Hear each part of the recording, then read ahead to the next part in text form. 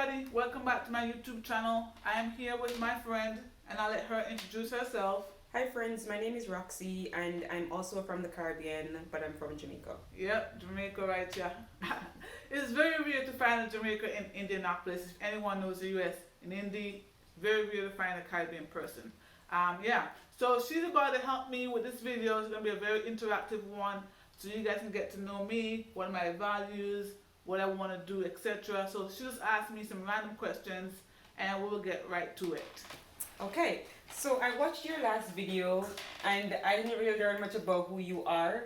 And so I am interested in learning more about you. So my first question to you is, can you tell me some more about yourself, specifically about how you grew up? So as I mentioned in my video, I grew up in the Caribbean in the Twin Island, Antigua and Barbuda. I grew up in Antigua. I grew up on the eastern side of the island. I lived with my parents and my brother and my sisters. It was good. It's a good neighborhood. In the Caribbean, as I'm sure you know, like your neighbors or your family, even if they're not like blood, they're still like considered your family. You're like uncle, aunts, cousins. So yeah, everyone I grew up around, like it was I had a good experience growing up.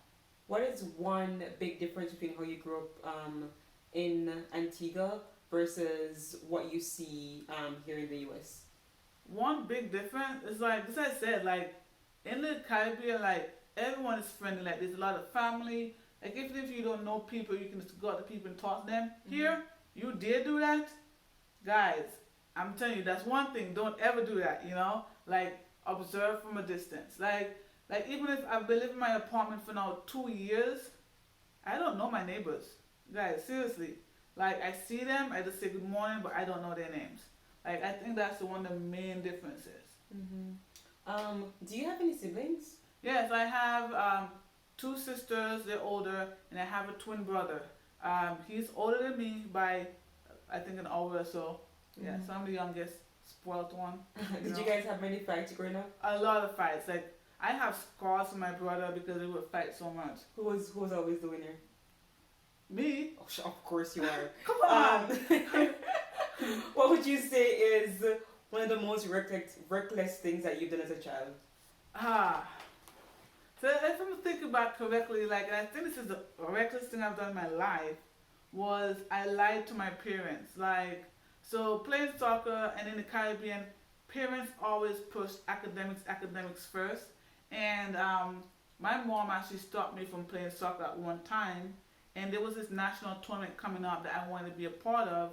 And she was like, nope, you need to pay attention to your school. You need to concentrate on your school. You need to do this. So I lied and I said, hey, I want to go to Spanish lessons. I mean, they were actually Spanish lessons. You know, she had to pay for the lessons, but I did not go to the lessons. I went to practice instead, and then I would get a ride from practice back to Spanish lessons. I would change my clothes, and my dad would pick me up. And then it just went on. Yeah. Did she ever find out? Yeah, obviously she did, you know. The manager of the soccer team at that time, she called, and I think she was asking for like the passports or something. My mom was like, why do you need her passport? She's not playing.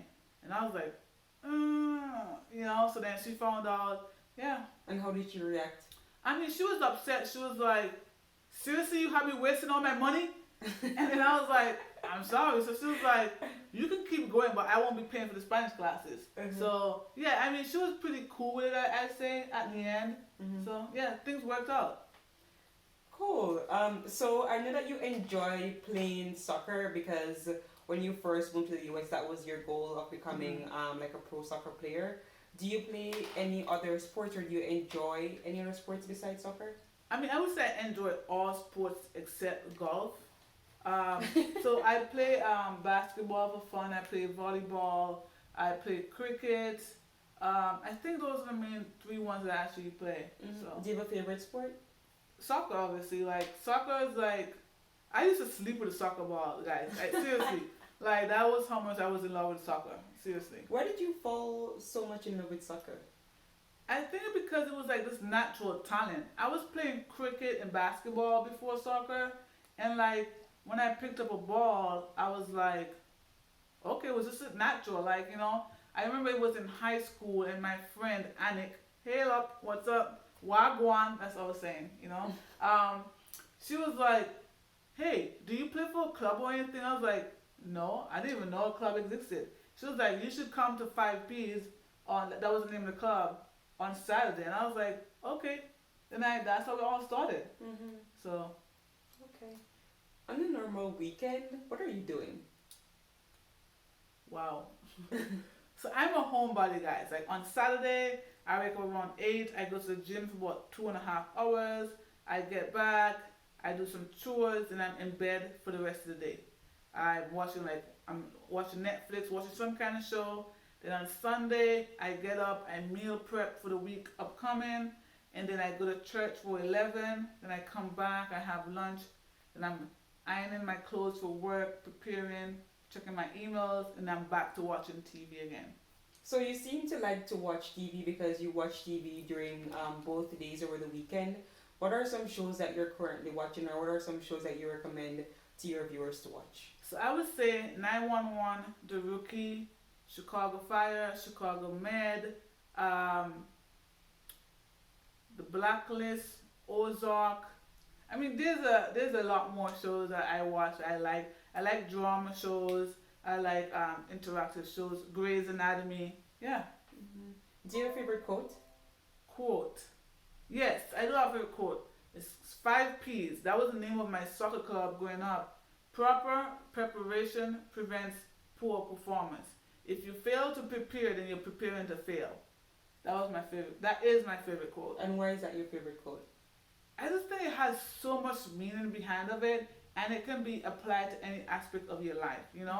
If you fail to prepare, then you're basically preparing to fail. Mm-hmm. And it just goes, proper preparation prevents poor performance. And I use this motto in everything that I'm doing in life. A job interview, applying for jobs, a big project, whatever it is, I always aim to prepare, because I don't want to get done with that um, interview, whatever it is, and I'm like, oh wow, if I had spent 1 more hour, or if I had Googled this, I don't want to have to come out like, what if? I want to go in knowing that I did my all. Mm-hmm. So I think that's why that quote is like my favorite. Yeah, that's a really good quote. What would you say are some of your pet peeves? I would just list my top 3 pet peeves, right? The first one that's very irritating is when people pick their nose in public.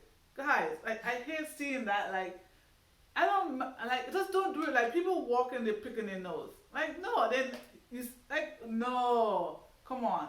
Like, I don't like doing that. I don't like seeing people do that. I don't like seeing people with dirty shoes, like shoes with a lot of mud on it, or like, just, there's nothing, like, just clean your shoes. I don't like seeing that.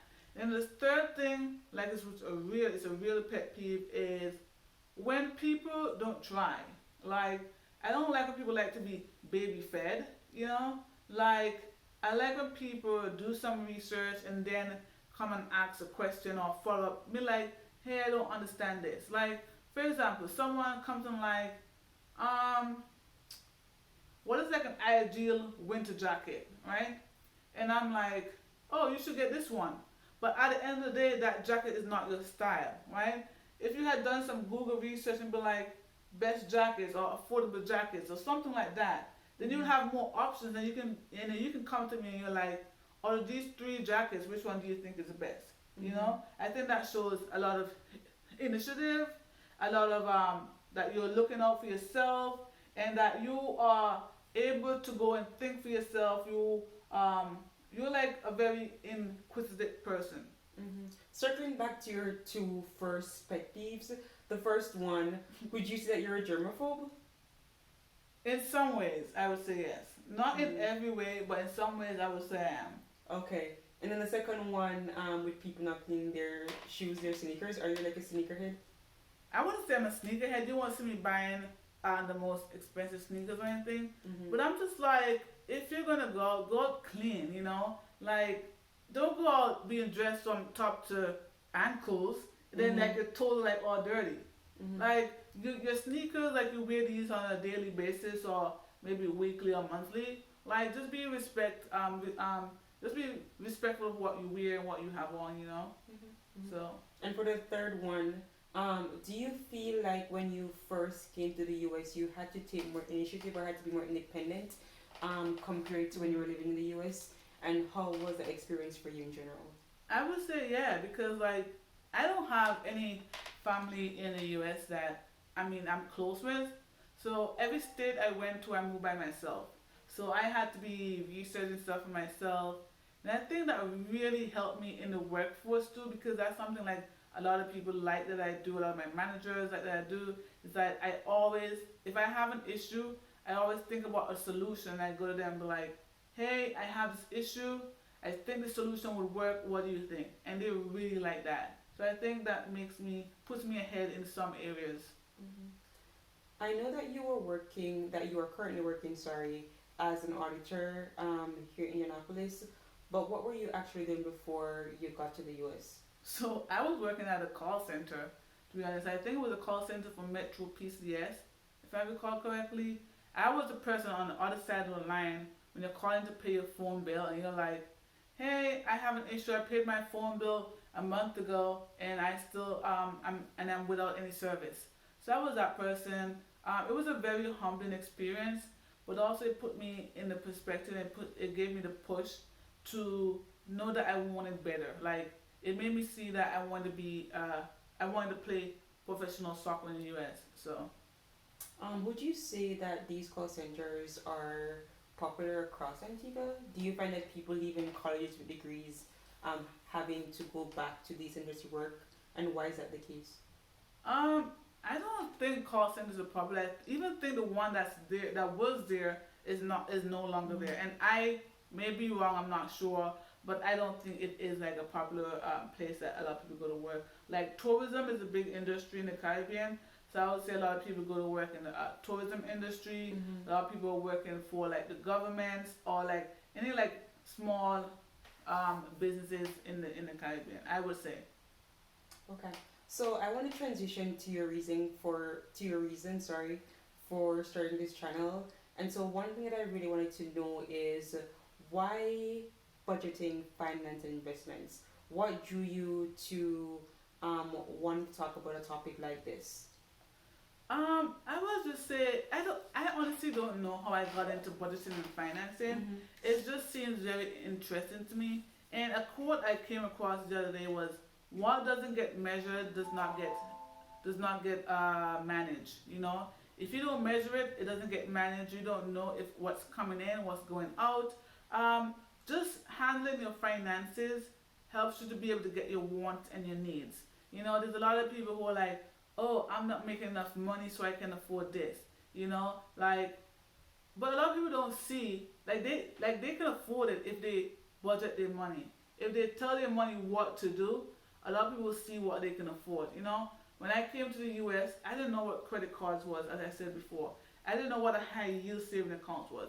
I didn't know I could invest in stocks. You know, so there were these things I didn't know that I want to educate other international students or other people who are coming to the U.S. that don't know a lot of things about finance and investing. Like, I want to let you know what is out there in the world for you to accomplish. Like, you can do these things. Like, you can get like these millionaires. There's things at the fingertips that you don't know about that you can accomplish and that you can do. So I want to educate people on those topics. You know, I feel like someone who's a finance versatile. Finance plays a big role in people's life. You know, and I want to be able to help people to achieve that aspect of their life. Hmm. Talking about accomplishments, what is one thing that you would want to accomplish in the next 5 years? One thing I want to accomplish in the next 5 years, I would say it's the ability to mentor others. To be honest, like I want to help to mentor kids. I want to give back to my community back home. So that's just help people to let them know like what are the steps to coming to the U.S. Like even like through this channel, or just having like one child mentor. You know, like let them know, hey, there's scholarships that you can apply to. Like you can afford college here. You know, I want like mentor people. To be honest, I think that's one aspect. The next Mm-hmm. aspect of my life that I want to really grow and um, enhance in the next 5 years. Okay. So I think with that, that's the last question. Please, guys, comment below if you have any additional questions that you would like me to address. Please subscribe to this channel so you can be notified when I've posted a new video. Yeah, just look forward to hearing from